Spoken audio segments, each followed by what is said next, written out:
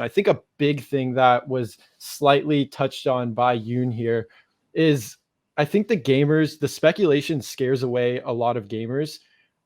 Just because you see these collections get incredibly hard to get into. You do have these things about cash grabs.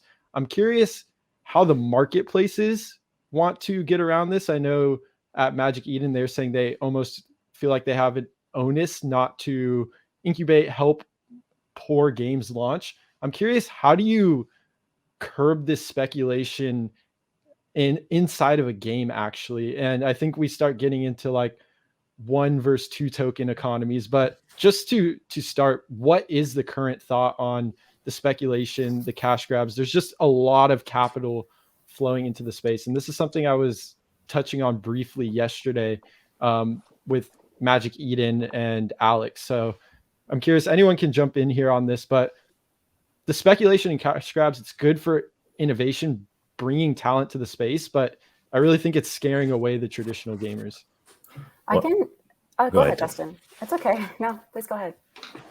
I was just going to say really quickly that I think that the games will go more and more free to play. So at first, like a lot of these games are not, you don't have to, like things started kind of with Axie where you have to make this huge upfront investment, right? It turns off a lot of people.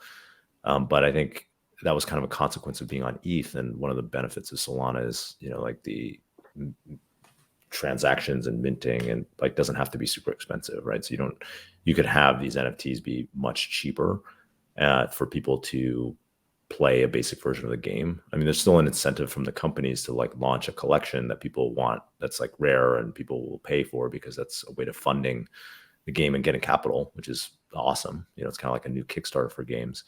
But I think there will be more free to play over time. Most of the people I'm talking to are working on something that's like more free to play where you don't have to pay to try the experience. And I think that will bring in a lot of people.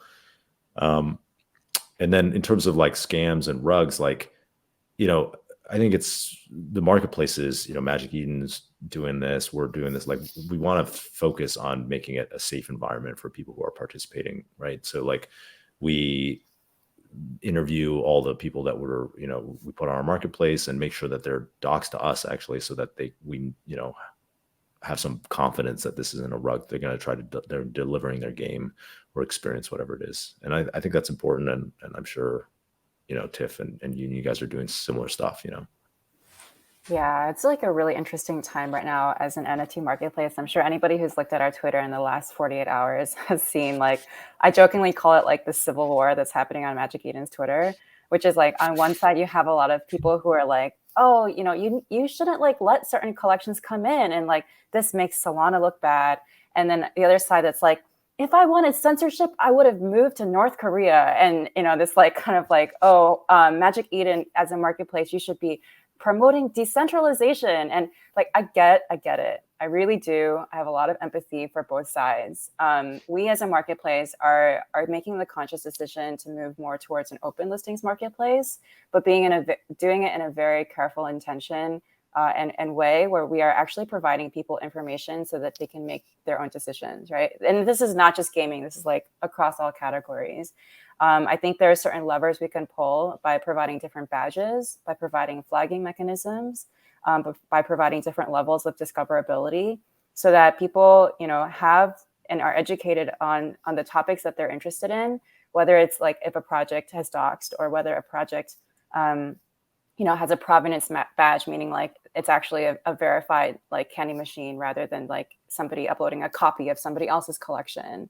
I think like we as a marketplace see our role as not really being, tight gatekeepers about like what collections get listed and what doesn't, because we're trying to like help grow the space.